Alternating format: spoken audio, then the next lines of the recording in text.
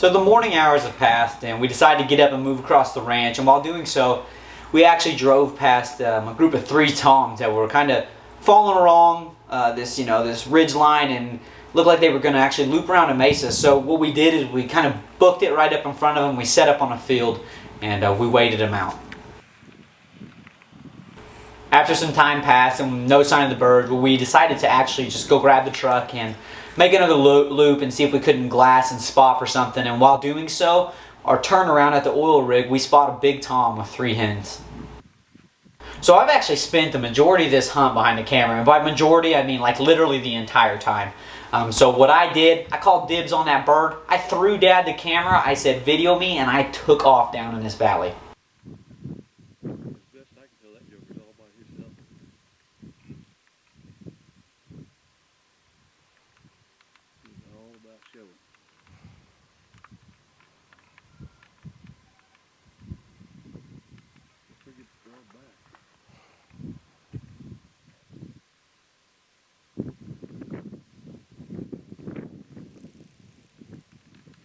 Out and there's 3 hens, at least right in front of you.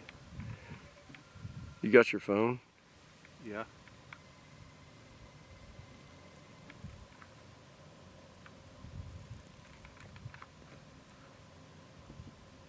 Well, he's got a good beard. He's a long beard. That's a 3-year-old bird.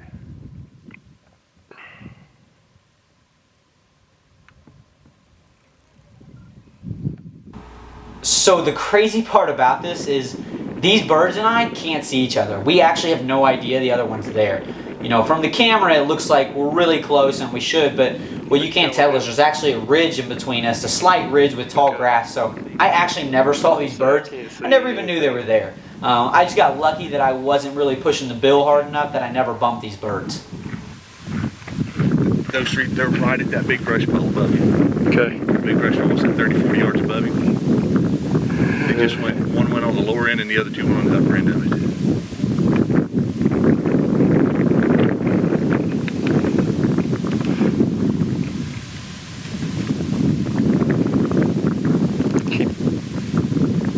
Can you see him? He's asking for signals. Yeah, I just told him they're moving to the right. Amongst all the things that we decided to pack and take with us to Texas, walkie-talkies weren't one of them. So luckily, Norm and I were actually able to kind of communicate via hand signals while Dad ran the camera. So that kind of gave me an idea of what direction the birds were moving, what pace they were moving at, and if I had the opportunity to move.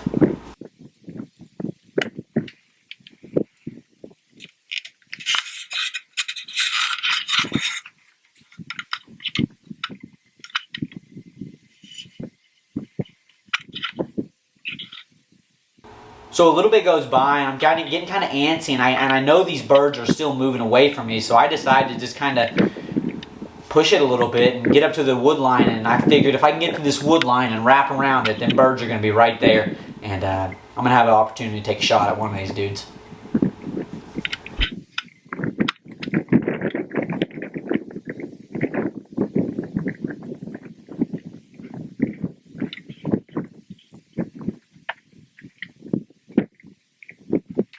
Janet, right through this draw, right to that corner.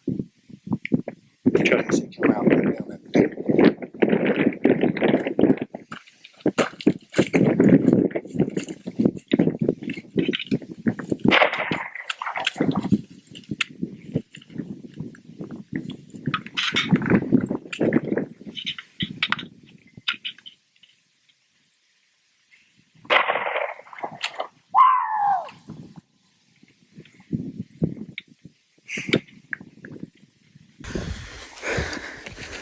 Down here in Texas, Maniac, Smack, Spot and Stalk. We were driving, we've been working super hard on these birds all day. Spotted this bird. I'm 300, 400 yards from the truck right now. Smoked this bird. Absolutely smoked him. That was, Jesus. Look at this. I'm sorry, Jesus. How do I switch? I don't know. All the way back here, let's step it off. Here he is. 1, 2, 3.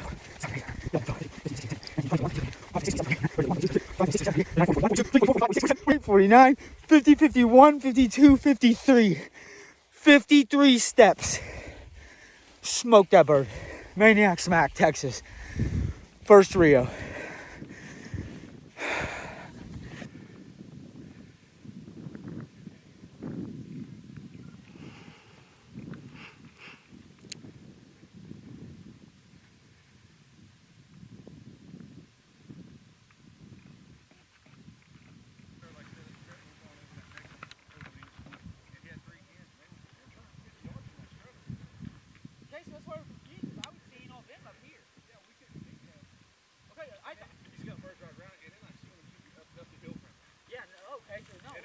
I'm like, man, he's got to be right range.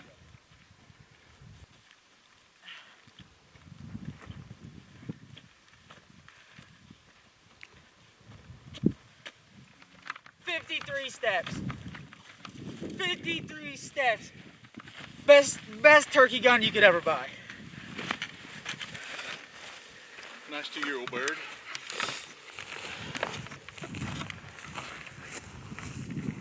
Not half bad.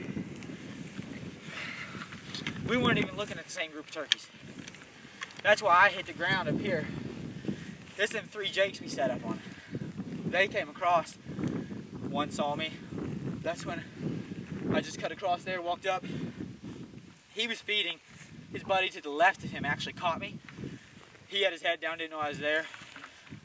Wide open shot. I knew it was a long shot.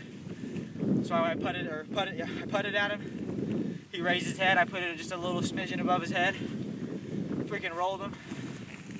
Put a second one in him for safe measure, just because he was still pretty alive. But yes, sir. Texas Rio. Yeah. Bam.